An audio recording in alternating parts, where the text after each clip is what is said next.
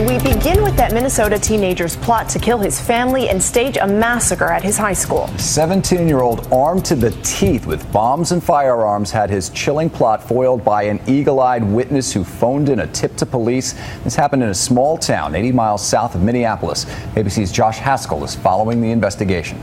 John Ledoux sits in a juvenile detention center after police recovered explosives, guns, and ammunition they say belonged to him, to be used in an attack in the next few weeks. During his interview with officers, Ledoux revealed his plan was to kill his family members, start a diversionary fire in rural Waseca to distract first responders, and travel to the Waseca Junior-Senior High School. There, authorities say Ledoux planned to detonate the prepared bombs allegedly manufactured in a storage locker at this facility, where the teen was taken into custody Tuesday night after a citizen saw him walk inside the unit and close the door.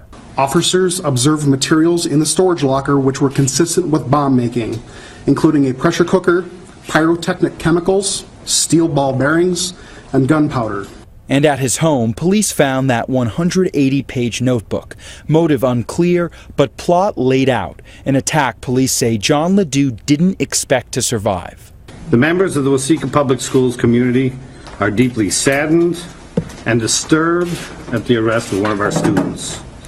The information that has been revealed indicates that we have escaped what could have been a horrific experience. Josh Haskell, ABC News, New York. Just incredible, chilling details. You can't believe this stuff. The teen told investigators that if he had had a gun on him at the time the officer arrested him, he would have shot him dead. Oh, it's amazing. He said he planned to shoot his mother, his father, his sister, essentially his entire family. And what he wanted to do was then start a fire in a rural field that would distract first responders. And then his plan was to set off pressure cooker bombs in the cafeteria during lunch. By the way, while the first responders were out in that field. Unbelievably, it gets worse. He allegedly planned to throw Molotov cocktails, gun down students, and he wanted to kill a school liaison officer while he was helping wounded students. He said his ultimate goal was to be killed by a SWAT team.